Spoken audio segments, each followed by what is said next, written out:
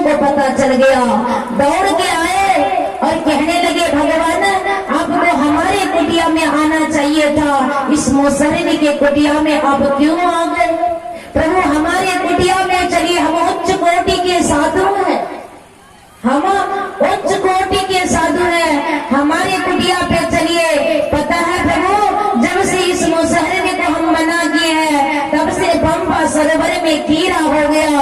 प्रभु चलिए हमारे आश्रम पंपा सरोवर में अपने चरण रज को रखिए, पंपा सरोवर को पवित्र कीजिए। वर्षों से प्यासे हम हैं, हम सभी को आप जल पिलाकर तृप्त कर दीजिए।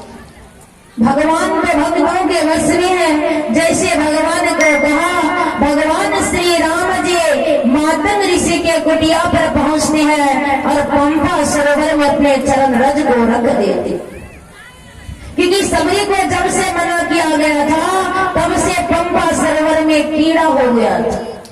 प्रभु श्री राम जी अपने चरण रज को रखते हैं, फिर भी पंपा सरोवर पवित्र नहीं होता। भगवान श्री राम जी कहते हैं देखो मैं चरण रज को रख दिया, पंपा सरोवर पवित्र नहीं हुए, इसीलिए आप लोग सबरी के चरणों में जाकर गिर कर माफी मांगो। जब सबरी अपने चरण रज को रखेगी तो पंपा सरोवर पवित्र हो जाए। माता ऋषि के शिष्य लोग सबरी के चरणों में जाके गिरते हैं, तो सबरी हमें माफ कर दो, चलो हमारे कुटिया पर पंपा सरोवर में चरण रज को रखकर पंपा सरोवर को पवित्र कर दो। सबरी संत है, सरल चित्त के, क्योंकि संत सरल चित्त जगत हिता, जानी स्वभाव सरे बाल विनय सुनि करी कृपा, राम चरण रति वे संत सीधे साधे, जगत के हितकारी और कल्याणकारी होते। जैसे कहा चली गई पंपा सरोवर में अपने चरण रज को जब रखती है, पंपा सरोवर खील उठता है, बरसों के प्यासे साधु जल पी के तृप्त हो जाते। इसी पर किसी ने बड़ा अच्छा ही कहा, पार हुई पत्थर की अहिल्या, चरण धूल को पाने से पंपा सर भी पावन हो गए, सबरी की चरण छुआने से धूल तेरे चरणों की सतगुरु चंदन और अबीर बने, जिसने लगाया निज मस्तक पर उसकी तो तक वीर बने। हर वस्तु का मोल है लेकिन कोई सत्संगी ज्ञान का कोई मोल नहीं, बिना मोल के दिया जा रहा है, पर हम आप अभागे उस ज्ञान को लेना ही नहीं चाहते। अंत क्या होता है? पछतैबा पछतैबा रे बेईमान, गुरु के विषयी पछतैबा, अरजन हीरामती संपत्ति बाहो, सब धन रही जत यही तो यमदूत पछतैबा पछतैबा रे बेईमान, गुरु के विषयी पछतैबा। जो गुरु युक्ति को नहीं सीखता, प्रभु की भक्ति नहीं करते हैं, वो बहुत पछताएंगे।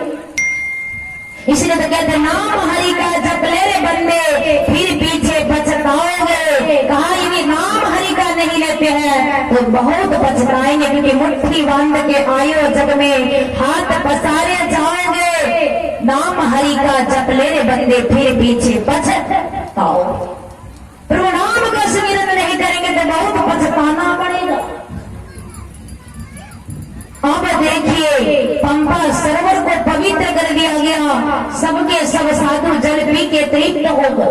आप लोग विचार करेंगे कि आखिर भगवान श्री राम जी ने पवित्र क्यों नहीं किया? क्या भगवान श्री राम जी अपने चरण रज को रखकर पवित्र नहीं कर सकते थे? कर सकते थे, पर भगवान के सामने भगवान के भक्तों का अपमान हुआ था, इसलिए उस अपमान को भगवान अपने माथे पर ले लिया और सबरी के द्वारा पंपा सरोवर को पवित्र कर दिया। क्योंकि प्रबल प्रेम के पाले पड़कर प्रभु को नियम बदलते देखा, अपना मान टले टल जाए, भक्तों की मान गए टलते ना देखा।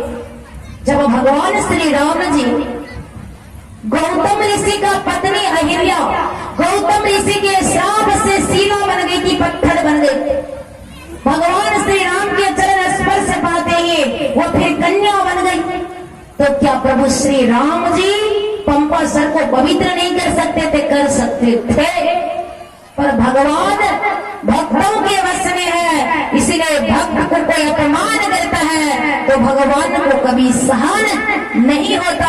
उस अपमान को भगवान सह लेते हैं पर अपने भक्तों को हमेशा प्रसन्न और खुश कर देते। हम आप भी अपने मन को प्रसन्न करना चाहते हैं तो हमें प्रभु की भक्ति करनी होगी, क्योंकि सुनो सुनो वचन नर नारी, हरि भजन करो सुख कारी। जब तक हरि का भजन नहीं करोगे तब तक जीवन सुखमयी नहीं होगा।